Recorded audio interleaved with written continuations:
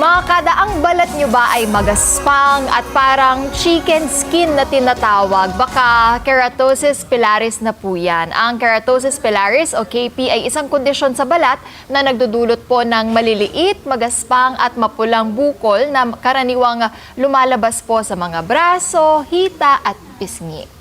At alam nyo ba mga kadar, hindi kayo nag-iisa dahil tinatayan 40-50% ng tao sa buong mundo ang may keratosis pilaris.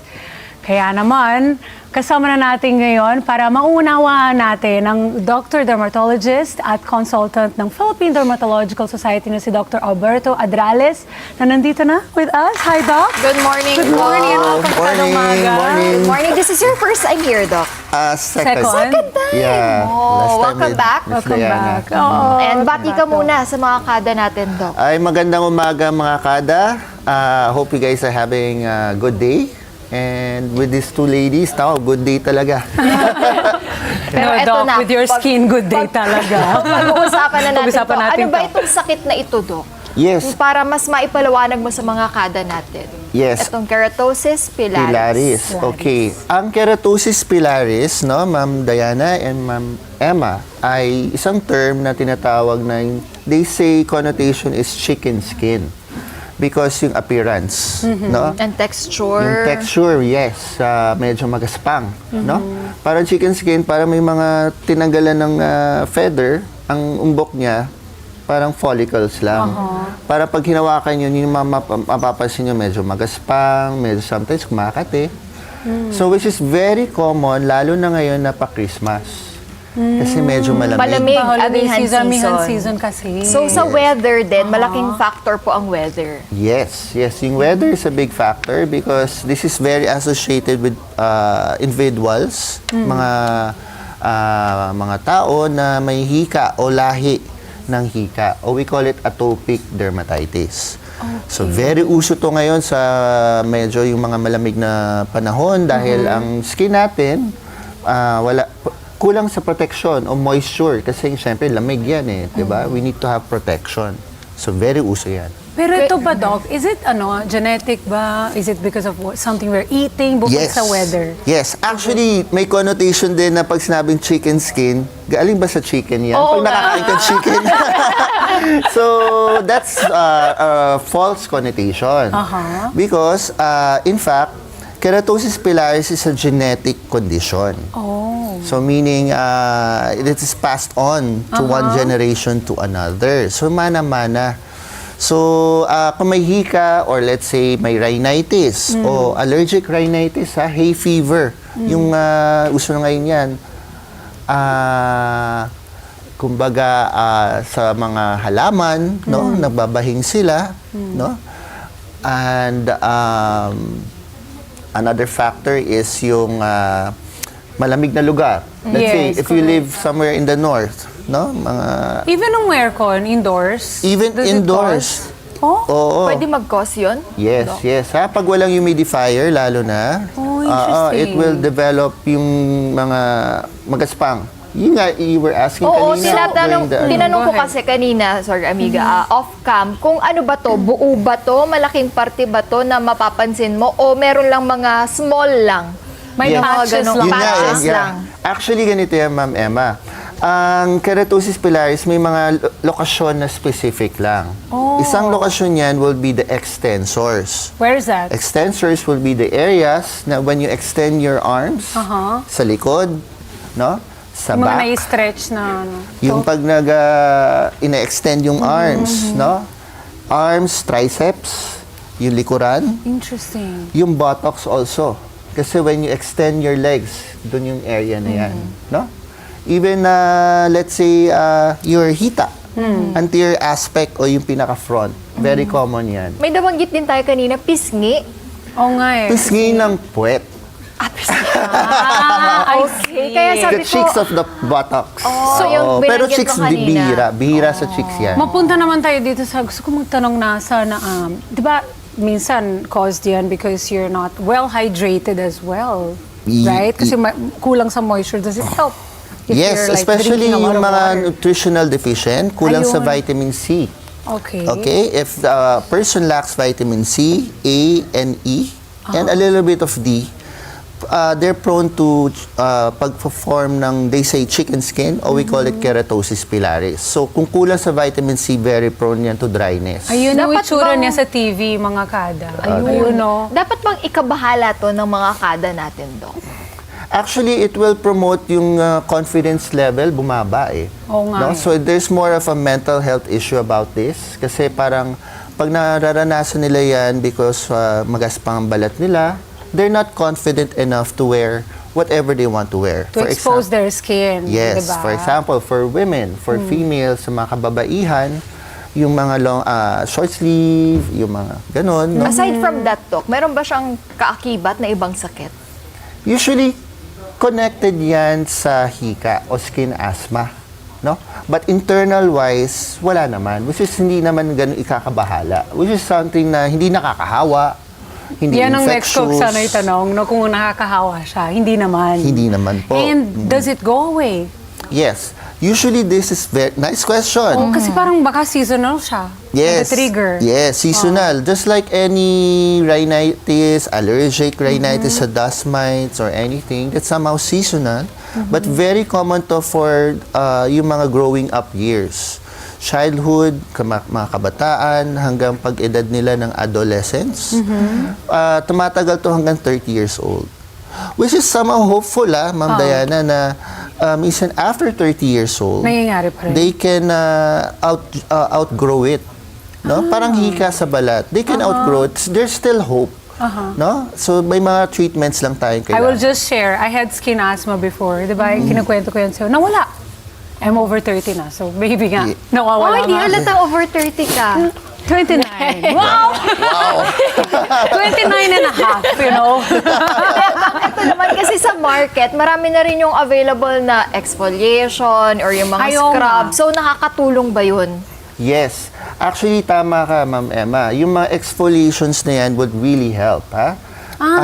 Superficial exfoliations, let's say yung mga lactic acids na yan, na safe, no? After taking a warm bath, very recommended, take a short warm bath. Especially sa may mga Skin asthma. skin asthma. Short lang, huwag masyadong matagal sa shower room kasi it will promote dryness ng skin. Hindi ko alam yan. Yes. Tapos, when they take a shower, they can go for natural exfoliations. Let's say, loofah, no?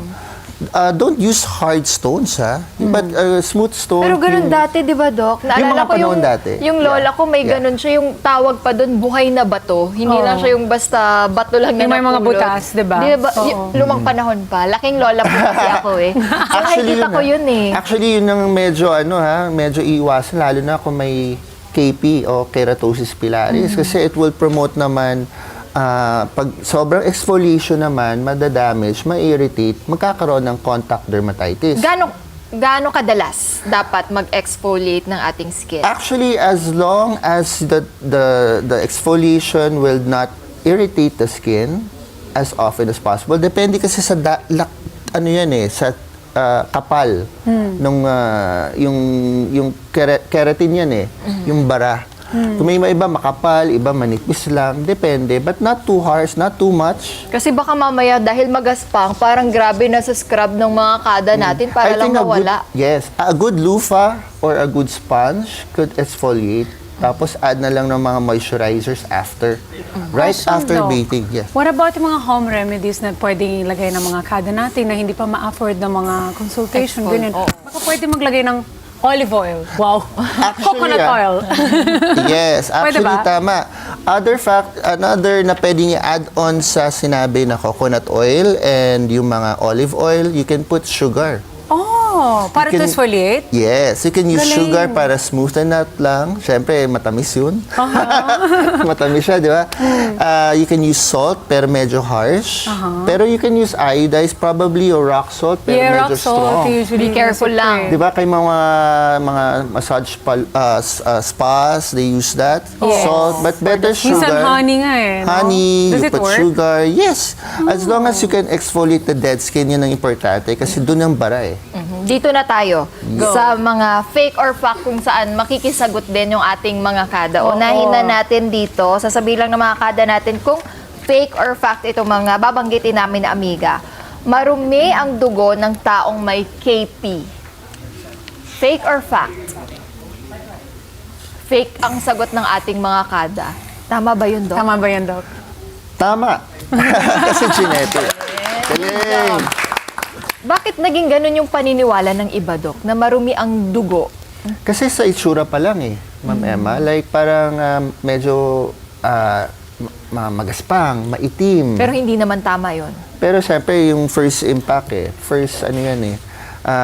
Kumbaga stimulus yan eh. Parang inisip, madumi dugo nito, nakakahawa to, ganyan. Pero in fact, it's a wrong parang yung Wrong belief na. belief, yes. Yung parang yung nagja-judge din eh. So, Yes. Pero it's wrong It's nothing, hindi yan nakakahawa. Huwag kayong mag-alala, may mga solusyon dyan, nagpapagaling yan. And minsan nga, after 30 years old Yeah. nawawala It happened din. to me. So, Oo. just pray and hope. Yes.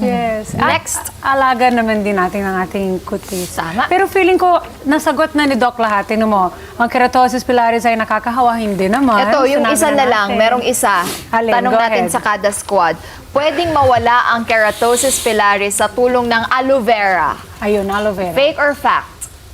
Fact ang sagot ng kada Yes, squad. tama. Tama. Ayun.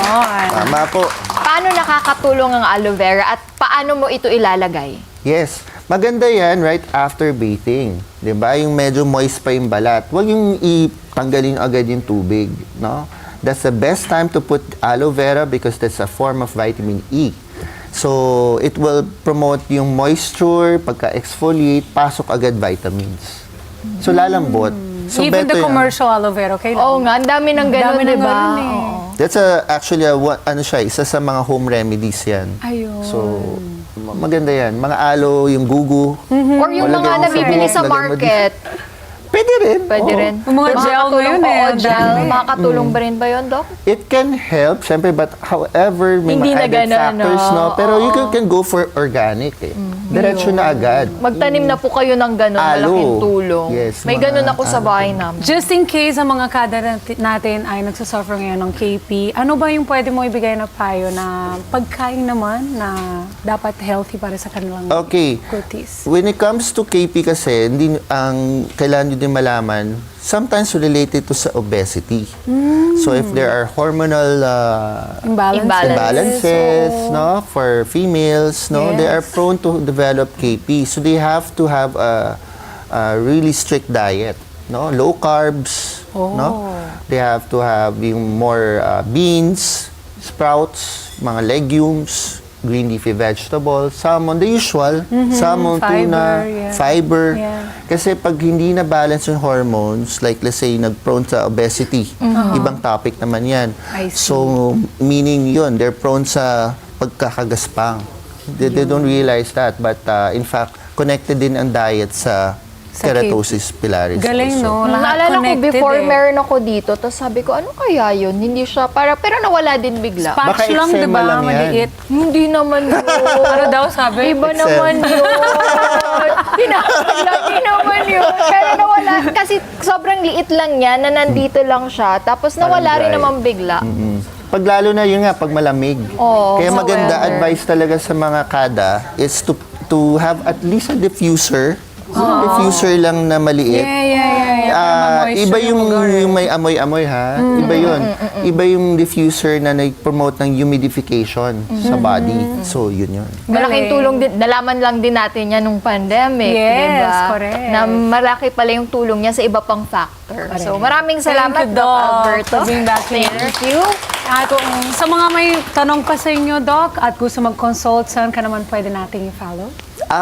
They can just message us at sa Facebook namin, Dermatologist on the Go, and then, or ALA Skin and Laser Clinic. For any questions, inquiries, just message us. Saan located po yung We are located at Diliman Doctors sa Commonwealth. Doon lang around the corner. And QC Welcome Rotonda. Thank you, Thank you, Doc. Doc. Thank you, Doc. Thank Thank you. Hi, mga ka-Net25! This is Emma Tiglao. For more Kada Umaga updates, just click the subscribe button and follow us on Net25 social media pages at Net25 TV and at Net25 Entertainment Facebook page.